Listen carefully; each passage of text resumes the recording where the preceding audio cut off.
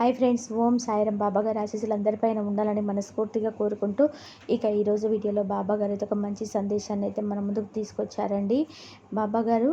మన బాబాగారు ఏమంటున్నారంటే, తల్లి, ఈరోజు నిన్ను వెతుక్కుంటూ ఒకరు రాబోతున్నారమ్మా. అది ఎవరో తెలుసుకో. నా మీద నమ్మకం ఉంటే 2 నిమిషాలు విను తల్లి అయితే మన బాబాగారు మనందరి కోసం ఒక చక్కటి సందేశాన్ని అయితే తీసుకొచ్చారండి. ఆ సందేశం ఏంటో బాబాగారి మాటల్లో తెలుసుకుందాం ఫ్రెండ్స్. చిన్న రిక్వెస్ట్ అండి, మన వీడియోస్కి అయితే చిన్న లైక్ అయితే ఇవ్వండి. ఇక వీడియోలోకి వెళ్దామండి. ఇన్ని రోజులు నువ్వు ఎవరి కోసం అయితే ఎదురు చూసావో వాళ్ళే నిన్ను వెతుక్కుంటూ నీ దగ్గరికి రాబోతున్నారు తల్లి. ఇది నీకైన జీవితం, నీకు ఒక మంచి శుభకార్యమైన జీవితం రాబోతుంది తల్లి. సులువైనది ఒకటి నీ దగ్గరికి చేరబోతుంది తల్లి. నీ జీవితంలో ప్రశాంతమైన వెలుగు రాబోతుందమ్మా. ఇక నుంచి నువ్వు కొత్త జీవితాన్ని ఆనందించబోతున్నావు. నీలో ఉన్న భయాన్ని వదిలేసి ధైర్యం వెనకాలనే వెళ్ళు. నీ కష్టాన్ని నువ్వు నమ్ముకో. నిన్ను వద్దు అన్నవారే నిన్ను వెతుక్కుంటూ నువ్వు కావాలని నీ వద్దకు వస్తారమ్మా. అంతటి అదృష్టాన్ని కలగబోతుంది. అంతా సంతోషమే అమ్మ. నీకు కొద్ది రోజుల్లోనే, కొన్ని నెలలుగా నిన్ను వేధిస్తున్న సమస్యకి పరిష్కారం కూడా లభించబోతుందమ్మా. నీ కోరిక తీరబోతుందమ్మా. నా బిడ్డకి అన్నీ కలిసి వచ్చేలా నేను చేస్తాను. అసలు నువ్వు ఊహించని అద్భుతం అయితే జరుగుతుంది. నువ్వు ఏ కార్యం తలపెట్టినా సరే అందులో సక్సెస్ అనేది కలుగుతుంది. నువ్వు అనుకున్న కోరిక, ఎన్నో రోజుల నుండి ఎదురు చూస్తున్న కోరిక ఈ నెలలోనే జరగబోతుందమ్మా. నువ్వు కన్నీరు కార్చే రోజు ఇంతగా ముగిసిపోయిందమ్మా. నీకు ఒక తీయని కాలం ఆరంభమైంది అని చెప్పి గుర్తుంచుకో తల్లి. నేను చెప్పే మాటలు ఎంత శ్రద్ధగా వింటావో అలానే నీ జీవితంలో సక్సెస్ను చూస్తావమ్మా. నువ్వు అనుకున్న జాబు ఖచ్చితంగా వస్తుంది. నువ్వు నా దగ్గర కోరుకున్న కోరికలన్నీ తీరుస్తాను. ముఖ్యంగా నీ బంధాన్ని నీ వద్దకు చేరుస్తాను. నువ్వు ఏ బంధంతో అయితే సంతోషంగా ఉంటున్నావో ఆ బంధం త్వరలోనే నీ దగ్గర అయ్యే రోజు వచ్చేస్తుందమ్మా. అనుకున్న కోరిక ఖచ్చితంగా నెరవేరుతుంది. నువ్వు నిశ్చితంగా ఉండు తల్లి. ఇక నీకు రాబోయే కాలం మంచి నెలలుగా ఉంటాయి. ఒక్క విషయం గుర్తుంచుకోవాలి తల్లి, ఎప్పుడు కూడా కన్నీరు పెట్టవద్దు. నువ్వు పడే కష్టం నువ్వు గుర్తు ఉంచుకోవాలమ్మా. కాలానికి నువ్వు ప్రకృతి మార్పు ఉన్నట్లే నా బిడ్డవైన నీకు నీ జీవితానికి మార్పు వస్తుందమ్మా. జీవితాంతం నీకు తోడుగా ఉంటాను. నువ్వు బాధపడే కాలం ముగిసిపోయింది తల్లి. ఇక నుంచి నీకు అన్నీ మంచి రోజులే. నేను ఉండగా నీకు ఇక భయం ఎందుకమ్మా. నేను నీతో లేనని అనిపించినప్పుడల్లా ఆ సమయంలో నేను నీతోనే ఉన్నాను తల్లి. పరిస్థితి మాత్రమే నన్ను అభివృద్ధి చెందనివ్వదు, కానీ ప్రతి క్షణం కూడా నేను నీతోనే ఉంటాను. నువ్వు ఏ కోరిక అయితే కోరుకుంటున్నావో, ఏ బంధం గురించి అయితే ప్రతిరోజు బాధపడుతున్నావో, బంధంలో మంచి మార్పు తేవాలని నువ్వు అడుగుతున్నావో, ప్రార్థనలన్నీ కూడా వింటున్నానమ్మా. ఖచ్చితంగా నీ బంధంలో మంచి మార్పు వస్తుంది. నా బిడ్డవైన నీకు ఎటువంటి ఆందోళన చెందవద్దు. నాకు ఆ పని జరగలేదు, ఈ పని జరగలేదు, ఏమవుతుందో అనే ఆందోళన వదిలేసి ధైర్యంగా ముందుకు అడిగేయి. నేను నీ వెన్నంటే ఉండి నీకు ఎటువంటి ఇబ్బంది కలగకుండా మిమ్మల్ని ముందుకు నడిపిస్తాను. బాబాను నమ్మిన వారిని ఎప్పటికీ కూడా మోసం చేయరు. గడిచిపోయిన నీ గాయం ఆ రోజు గుర్తు తెచ్చుకో తల్లి. అనుభవించబోయే సుఖాల తీయదనం నీకు రెట్టింపు అవుతుంది. నా భక్తుల కష్టాలను నా బిడ్డల గురించి నేను ఆలోచిస్తూనే ఉంటాను. నా భక్తుల కోరికలన్నీ కూడా నెరవేరుస్తాను అన్నమాట ఎప్పటికీ కూడా మర్చిపోవద్దు తల్లి. ప్రతిరోజు కూడా ముందుకు వచ్చేది ఏడుస్తూ, దీనంగా, అమాయకత్వంగా, జాలిగా, దీనంగా అడుగుతూ కోరికలన్నీ కూడా నేను తీరుస్తాను తల్లి. కొంచెం ఓపికగా ఉండమ్మా. శ్రద్ధ, సబూరి అనే విషికి చాలా అవసరం. నీకు కష్టం వచ్చిందంటే కష్టంతో పాటు సంతోషంగా ఉంటుంది అని సంగతి నువ్వు మర్చిపోవద్దు తల్లి. నువ్వు ఎవరితో అయితే సంతోషంగా ఉంటావో ఆ బంధాన్ని నీకు దగ్గర చేరుస్తాను. నువ్వు ఏ బంధంలో అయితే మంచి మార్పు రావాలని అనుకుంటున్నావో ఖచ్చితంగా ఆ బంధంలో మంచి మార్పు వచ్చేలా నేను చేస్తాను. నేను ఆ ప్రయత్నంలోనే ఉన్నాను అన్న సంగతి నువ్వు మర్చిపోవద్దు తల్లి. నేను నిన్ను అస్సలు నిందించవద్దు. నిందించిన వాళ్ళని కొంచెం ఓర్చుకో బిడ్డ. నీ ఓర్పు చాలా సంతోషాన్ని ఇస్తుంది. నువ్వు నా నామాన్ని జపించి పక్కకి తప్పుకో. అంతా నేను చూసుకుంటాను తల్లి. ఓర్పుకి మంచి ఫలితాన్ని నువ్వు ఉంటుంది తల్లి. శ్రద్ధ సబూరితో ఉండి చూడు. జీవితం చాలా పాఠాలు నేర్పిస్తుందమ్మా. ఓర్పు ఓటమి ఎరగదు. సహనంతో సాధ్యం కానిది ఏదీ లేదు. ఈ రెండు ఉన్నవారు జీవితంలో ఎప్పటికీ ఓడిపోరు. ఇదే నిజమైన జీవిత సత్యమని నువ్వు గుర్తుంచుకోవాలి తల్లి. మంచివారి జీవితంలో ఏమి జరిగినా సరే అది వారి మంచి కోసమే జరుగుతుంది. వారి మంచి కోరే జరుగుతుంది అన్న సంగతిని నువ్వు గుర్తుంచుకో తల్లి.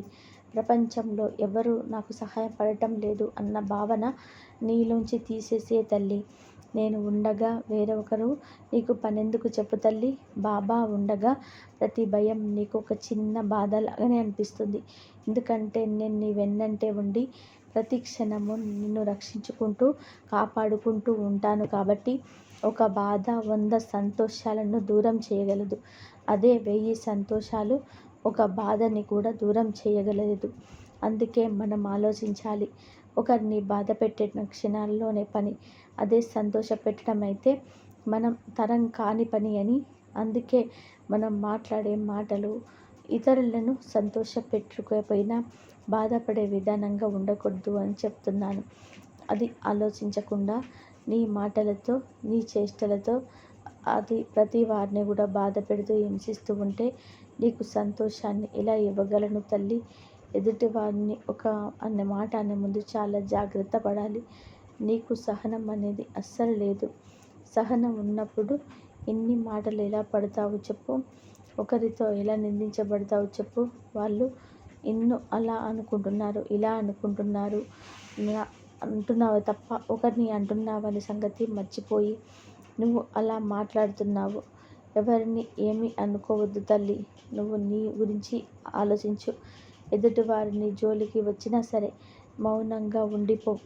నీ గురించి, నీ భర్త గురించి, నీ బిడ్డల గురించి, ఇక మీద నీ భార్య గురించి అని ఆలోచించాలి తప్ప వారి సంతోషంగా ఉండాలి. వారికి ఎక్కువ ధనమిస్తుంది, నాకు రావటం లేదు. ప్రతి ఒక్కరు సంతోషంగా ఉంటున్నారు, నాకు మాత్రమే ఎందుకు ఇన్ని కష్టాలు అని ఎప్పుడు కూడా అనుకోవద్దమ్మా. ఎందుకంటే వారి వారి కర్మలను బట్టి వారి ఫలితాన్ని వాళ్ళు అనుభవిస్తారన్న సంగతి నువ్వు తెలుసుకోవాలి. కష్టాలు ఎదురవుతున్నాయని చేసే పనిని వదిలిపెట్టేసి పారిపోకూడదు. కష్టాలు దాటితేనే సుఖం అనేది లభిస్తుంది. కష్టాలు దాటించడానికి నీకు ఉన్నారు కదమ్మా. నువ్వైతే ప్రయత్నం చేయాలి. ప్రయత్నం చేస్తే ప్రతిదీ కూడా నేను నీ వెన్నంటే ఉండి నీకు ఫలితం వచ్చేలా చేస్తాను అనే దాన్ని మర్చిపోవద్దు తల్లి. ఏ పనైనా చేసేటప్పుడు నిన్ను నువ్వు ప్రశ్నించుకుంటే నేను చేసేది మంచా చెడా అని ఆలోచించుకుంటే తప్పకుండా నీకు మంచి సమాధానం దొరుకుతుంది. నీ బాధ్యతలు ఇటు అన్నీ కూడా భగవంతుడిపై వేసి నిశ్చింతగా ఉండు తల్లి. నీ వల్ల ఏ పని ఏ సమయంలో జరుగుతుందో తెలుస్తలేదు. ఆ సమయంలో భగవంతుడు తప్పకుండా జరిపించి తీరుతాడు. నువ్వు చేసిన పనికి ఫలితం ఆశించకుండా సద్ధర్మం మాత్రమే చూడాలి. ఇంద్రియాలను అదుపులో ఉంచుకో. నువ్వు ఎవరితో మాట్లాడకూడదు. ఎదుటి వారు చెప్పేది సుఖ దుఃఖాలతో సమానంగా స్వీకరించు. కష్టం వచ్చింది కదా అని కుంగిపోవద్దు. నీకు సంతోషం వచ్చింది కదా అని ముందుకు పోవద్దు. నాకు మంచి జరిగింది అని ఇతరులకు చెప్పుకోవడం వల్ల నాకు నరదిష్టి అనేది చాలా ఎక్కువగా ఉంటుంది. అందుకే నీ దగ్గర ఉన్న ధనం తెచ్చుకొని సంతోష విషయంలోని ఇతరులతోటి చెప్పుకోవద్దు. ఓపతాపాలకు దూరంగా ఉండాలి. శ్రద్ధ సబూరితో సమయం సమర్పించాలి. ఇదే నువ్విచ్చే అసలైన గురుదక్షిణ. ఇదే విషయంలోనైనా సరే వితండవాదన చేయవద్దు. ఉందనుకుంటే ఉంది, లేదనుకుంటే లేదు. భగవంతుడు ఎవ్వరికి ఏంది ఇవ్వాలనో అంతే ఇస్తాడు కదా. మనకు ఉన్న అర్హతను బట్టి మనకు దక్కుతుంది. ఉన్న దాంట్లోనే తృప్తి పడాలి. మన వైఖరిని బట్టే కష్ట సుఖాలు వస్తాయి. అంతే తప్ప వాటిని ఎవ్వరు కూడా సృష్టించరు. మనమే లేనిపోని కోరికలతో దుర్బలం చేసుకుంటున్నావు. ఉన్న దాంట్లో ఆనందంగా గడుపు. అప్పుడే నీ జీవితం ఆనందమయమవుతుంది. బంధానికి తల వంచవలసి వస్తే నువ్వు చేస్తే తప్పులేదు తల్లి. కానీ ప్రతిసారి నువ్వే తల వంచి వస్తే ఆ బంధాన్ని వదిలివేయటమే తల్లి. ఎందుకంటే జీవితాంతం తల వంచుకొని బ్రతకాల్సిందే కదా. రక్త సంబంధం వారి గురించి ఆలోచిస్తే అలా ఉంటుంది. ఏ సంబంధం లేని వారి గురించి ఆలోచిస్తే అంటే వారిపై దాచుకోలేంత ప్రేమ అయితే ఉండాలి. లేదంటే వారు ఎక్కడ దూరం అయిపోతాడో అనేది ఉండకూడదు. ఏ బంధం నీకు కావాలనుకుంటున్నావో ఆ బంధం నీకైతే వెతుక్కుంటూ వస్తుంది. ఏమాత్రం కూడా నువ్వు బాధపడవద్దు బిడ్డ. మంచి వారి జీవితం ఏం జరిగినా సరే అది మన మంచి కోసమే అని చెప్పి అనుకోవాలి తల్లి. అలాగే నేను నిందించిన వారి గురించి ఆలోచించటం వదిలేసి వారి కర్మ వారే అనుభవిస్తారు. ఎవరి కర్మ వాళ్ళు అనుభవించక తప్పదు. ఎందుకంటే ఒకరినొకరు హింసించుకునేటప్పుడు సక్రమంగా ఉన్నామని చెప్పి ఆలోచించుకోవాలి. నా భర్తలో కష్టాలన్నీ నాకే. నా భర్త ఇప్పుడు ఇబ్రహీంపట్నం నుంచి తీసుకొచ్చాడు. వాళ్ళ కష్టాల నుండి తీసుకొని స్వయంగా అనుభవిస్తున్నారు. వారికి సంతోషం అనేది రాదు. ఆడైతే బాబాగారు అందరి కోసం ఒక మంచి సందేశం అయితే అందించారండి. బాబాగారు ఏం చెప్పినా అందులో ఒక అర్థం పరమార్థం ఉంటుందండి. ఆయన ఏం చెప్పినా సరే గుర్తించాలి, పాటించాలి. అలాగే తల్లి, నేను నీకు ఏమి అనుకుంటున్నావు కదమ్మా, ఇప్పుడు నేను నీతోనే ఉంటున్నాను. నువ్వు చెప్పే బాధ, కష్టం, సుఖం, సంతోషం అన్నీ నేను వింటున్నానమ్మా. అలా నేను వింటున్నప్పుడు నీకు నీ బాధ చూడడమే ఎలా ఉంటుంది చెప్పు తల్లి. వారి అంతలా చూస్తే నాకెందుకు బాబా ఈ బాధలు అని చెప్పి అనుకోవచ్చు కదమ్మా. ప్రతి మనిషికి కూడా పాప కర్మలు అనేటివి తప్పవు. గత జన్మలో చేసుకున్న పాపమే ఈ జన్మలో నువ్వు వెంటాడుతూ ఉందని చెప్పి కాబట్టి ఈ జన్మలో కూడా ఇతరులకు సహాయం చేయండి. కానీ పేదవారికి అన్నం చేయడం కానీ ఎదుటి వారికి ఏ విధమైన సహాయం చేసినా సరే అది ఈ జన్మలో చేసిన పుణ్యం. ముందు ముందు రోజులలో మంచి మంచి కర్మలన్నింటినీ కూడా ఆహ్వానించడానికి ఒక దారి దొరుకుతుంది. పూర్వజన్మలో చేసి తెలియక చేసిన పాపాలన్నీ కూడా ఇప్పటి వరకు ఇన్ని కష్టాలు పడ్డావు.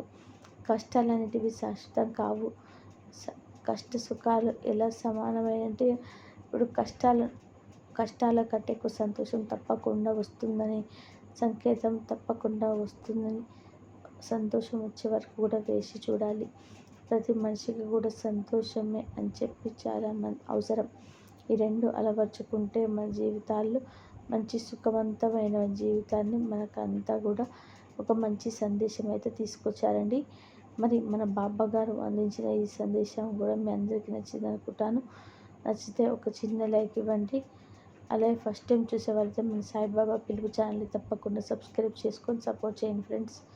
సర్వే జైన సుఖినో భవంతు. సమస్తం సద్గురు సాయినాథ్ అర్పణమస్తు. శుభం భవతు. ఓం సాయిరామ్. శ్రద్ధ సబ్బురి. అందరు బాగుండాలి, అందరిలో మనం ఉండాలి. బాబాగారు ఆశీస్సులు అందరిపైన ఉండాలని మనస్ఫూర్తిగా కోరుకుంటూ మరొక మంచి వీడియోతో మళ్ళీ కలుద్దాం. ఓం సాయిరామ్. శ్రద్ధ సబ్బురి. బాబాగారు ఏది చెప్పినా మన మంచి కోసమే చెప్తారు. ఓం సాయిరామ్. శ్రద్ధ సబ్బురి.